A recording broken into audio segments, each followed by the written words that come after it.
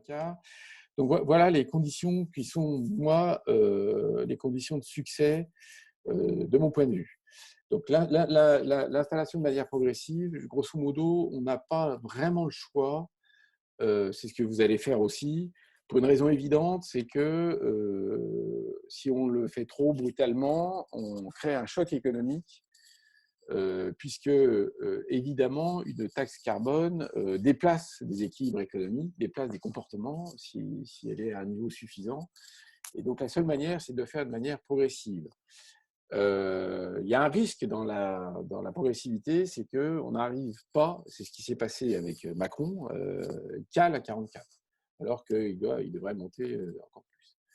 N'empêche que si on ne prend pas ce risque-là, c'est sûr qu'on va droit à l'échec parce que y aller trop vite, trop fort, c'est mécaniquement à rejet. Le taux doit être calculé de manière rigoureuse. Je pense que ce n'est pas pour rien que je vous ai montré le slide précédent. Donc, même si l'économie n'est pas une science exacte, il y a une justification à donner à l'ensemble de tous les acteurs pour dire d'où viennent les chiffres dont on parle.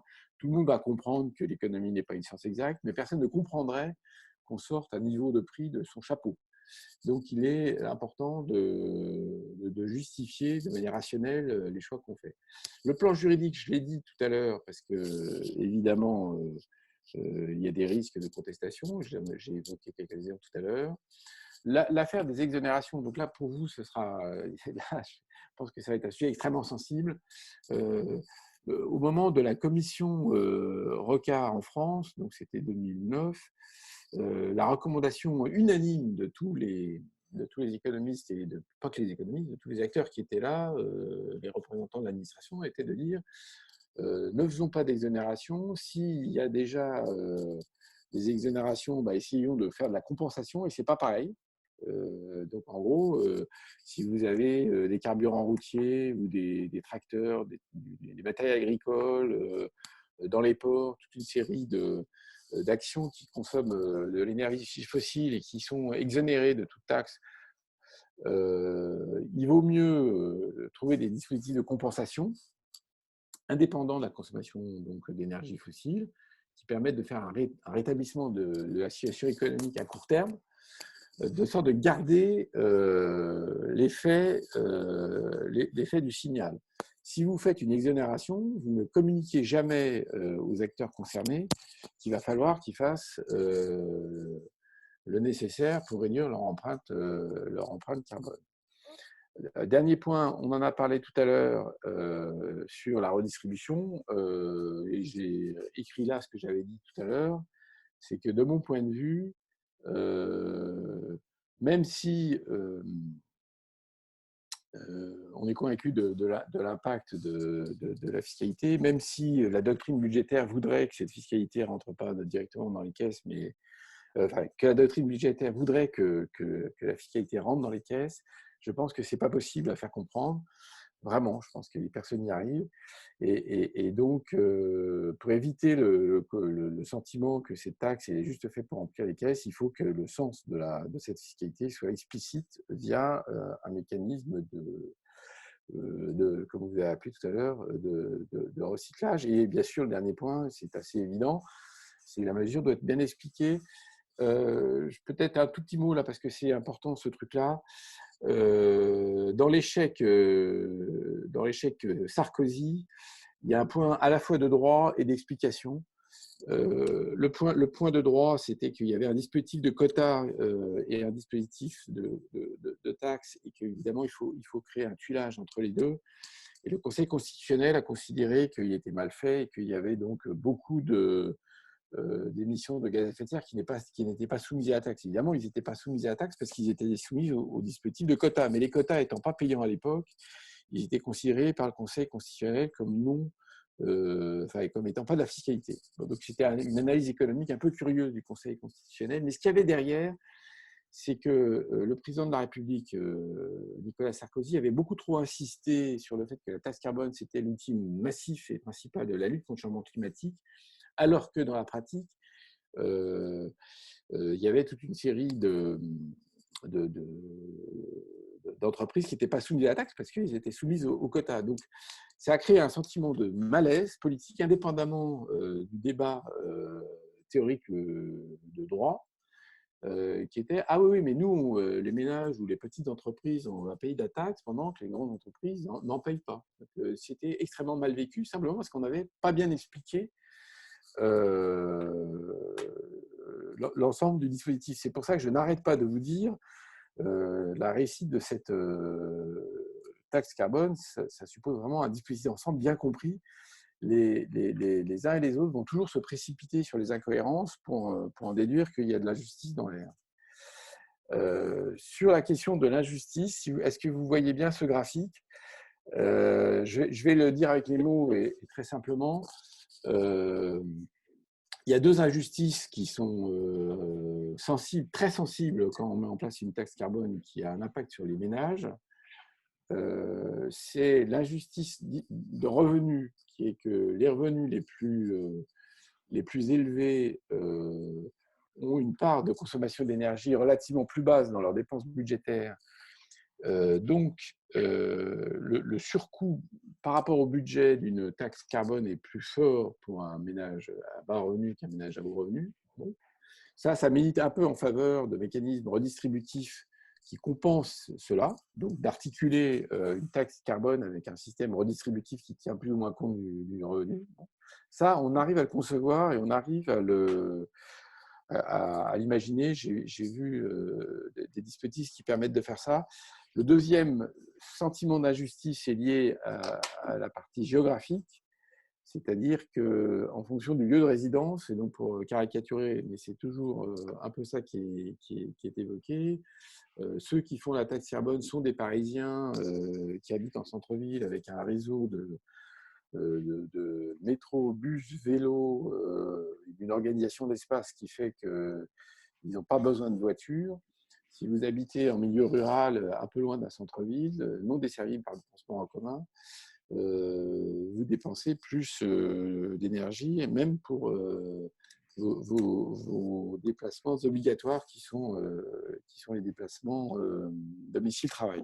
Ça, c'est numéro un. Et numéro deux, souvent, c'est corrélé avec une dépense de logement qui est potentiellement plus élevée si vous avez un logement qui est pas très bien isolé. Et donc, typiquement, le sommet de l'injustice vécu, hein, c'est une personne âgée, seule, dans une vieille maison chauffée au fioul, où absolument cette personne-là n'a pas ni les moyens financiers, ni l'énergie pour rénover sa maison, elle paye sa chère et par ailleurs, ses déplacements vont être en voiture. Donc, cette question-là est assez centrale et c'est ça, évidemment, qui a déclenché le mouvement des Gilets jaunes en France. C'est par rapport à la slide 34, je pense, là où vous dites qu'il faudrait éviter les exonérations et compenser les populations vulnérables plutôt que de faire des exonérations. En fait, c'est une question qui se pose également en Tunisie parce que, en fait, faire des exonérations, c'est un peu plus simple sur le plan pratique que de faire des compensations. Parce que pour faire des compensations, il faut identifier les ménages à compenser, il faut avoir une liste claire, il faut trouver le moyen de les compenser. Alors que faire des exonérations, par exemple, pour ceux qui utilisent du GPL ou ceux qui ont des consommations électriques peu élevé est beaucoup plus simple que de faire des compensations. Alors, je voulais juste avoir votre avis sur cette question Voilà. parce que c'est vraiment primordial. Ok, merci beaucoup. C'est vrai que ce à quoi moi je pensais en matière d'exonération pour le cas français que je connais bien, c'est plutôt des exonérations dans le secteur professionnel. C'est des exemples que j'avais cités tout à l'heure, c'est-à-dire que dans la taxe sur l'énergie, hein, la TICPE en France, il y a des exonérations sur les engins agricoles, dans le BTP, sur des engins de chantier, des choses comme ça. C'est là que je pensais. Donc là, si vous dites, dans un dispositif qui concerne plutôt les ménages, est-ce qu'il est plus efficace, est-ce que c'est pas plus simple de segmenter ouais, sauf, je comprends que ce soit plus simple, parce que même dans les cas que j'ai cités en France, c'est un peu plus simple de faire de l'exonération que de la compensation. N'empêche que mon raisonnement reste entier, c'est-à-dire que si la taxe elle est bien en fonction du contenu en carbone de la consommation, c'est utile de la garder, cette petite incitation. C'est ça mon point. C'est utile. Sinon, vous le faites, vous envoyez jamais l'information, puisque c'est ça l'idée du signal prix. Je l'ai peut-être pas dit de manière aussi simple que ça. C'est que les économistes, ils aiment bien le signal prix parce que c'est une information qui arrive. Les gens achètent, quoi, grosso modo. Alors qu'il y a beaucoup de discours qui n'arrivent jamais dans les oreilles des uns et des autres, hein, qui passent pas, qui sont pas. Bon. Donc c'est pour ça que moi je suis assez peu favorable aux exonérations. Après, je ne suis pas dogmatique, hein, donc il faut peut-être regarder au cas le cas. C'est-à-dire que si vous dites, en fait, nous, on a envie d'exonérer une partie de la population qui, en fait, a zéro consommation, enfin, zéro émission de gaz à effet de serre, oui, ça revient au même, parce qu'ils subiront très, très peu de surcoûts liés à la taxe. Si vous exonérez des gens, que c'était le cas dont je parlais tout à l'heure, hein, des entreprises qui ont des émissions un peu significatives, vous passez un peu à côté de l'efficacité de la taxe et puis vous générez d'injustice. Si, je termine mon argument, si vous exonérez des gens qui sont de toute façon des catégories socio-professionnelles ultra défavorisées, vous n'avez pas évidemment ce problème. On va juste vous montrer cette petite carte pour terminer, qui est donc une carte assez récente, hein, puisque c'est I4C, I4CE en France, qui est l'ancienne filiale de Caisse des dépôts et consignations. Donc c'est eux qui chaque année font le point des niveaux de taxes carbone. Alors ça, c'est en rouge. Donc vous voyez par exemple à Singapour, 4 euros, c'est en dollars, 4 dollars la tonne de CO2, en Afrique du Sud 8, en Argentine 5, etc. Et puis vous avez en bleu, par exemple au Canada, l'économie fédérale est à 23, en Californie on a 17. Ça, c'est le prix dans le cas où ce qui a été mis en place, c'est un système de quotas. Le message qui est là, je vous ai parlé tout à l'heure de la Suède, 123. Bon, c'est un des seuls pays où le niveau est assez élevé. Il faut faire un tout petit peu attention à ce chiffre-là quand même, parce que il en cache un autre souvent, à savoir qu'il faut toujours additionner la partie taxe sur l'énergie et la partie taxe sur le carbone. Là, c'est que le volet taxe carbone. De la même manière, si vous avez des subventions, il faut, pour voir le mécanisme final, il faut retrancher le niveau de subvention au niveau de taxe. Néanmoins, et c'est par là que je vais conclure, vous voyez bien que les niveaux de taxe carbone qui sont actuellement installés dans pas mal de pays, pour les pays qui en ont, hein, parce qu'il y a plein de pays qui n'en ont pas, comme vous voyez, il y a plein de blancs dans la carte, sont malheureusement encore très loin de ce qu'il faudrait qu'il soit pour que, juste avec un signal prix, on atteigne nos objectifs. Je n'ai peut-être pas dit assez, mais je l'ai dit tout à l'heure quand vous avez sauté un peu en l'air en voyant les 12 000 dollars la tonne de CO2 pour certaines simulations. Peut-être conclure là-dessus, c'est que la réalité, c'est que certains économistes pensent que c'est encore plus élevé ce qu'il faudrait faire si on met des taux d'actualisation qui sont plus bas. Donc, conclusion pratique, je conclurai cette présentation sur la taxe carbone par mon propos de départ. C'est-à-dire, la taxe carbone, c'est un instrument qui est utile dans la lutte contre le changement climatique. C'est un instrument qui est délicat à manier pour toutes les raisons qu'on a évoquées, et je vous ai donné une série de recommandations qui sont issues de notre expérience.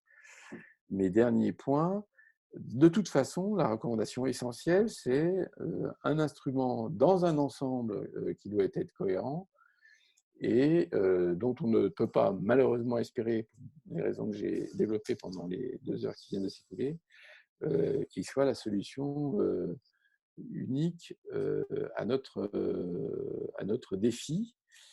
Dire encore un peu autrement, peut-être c'est ça la grande conclusion, c'est qu'une politique climatique, c'est vraiment une politique qui engage tous les acteurs, qui engage tout le pays. Là, aujourd'hui, on n'a parlé que d'atténuation, mais évidemment, il y a des énormes enjeux d'adaptation, surtout dans les pays comme les vôtres, mais même en France, il y a plein d'enjeux d'adaptation. Et donc, le message vraiment clé, c'est que il faut emmener les populations à comprendre qu'il y a vraiment des changements importants à réaliser, que c'est pas facile. Il ne faut pas faire croire aux uns et aux autres que c'est une partie de plaisir, mais il faut aussi envoyer du positif parce que les enjeux sont énormes et ils en valent le coup, quoi. Donc, faut donner envie tout en faisant pas croire que c'est très agréable et très simple de changer d'habitude et d'essayer d'être un peu plus raisonnable quand on peut dans nos consommations. Voilà ce que je voulais vous dire.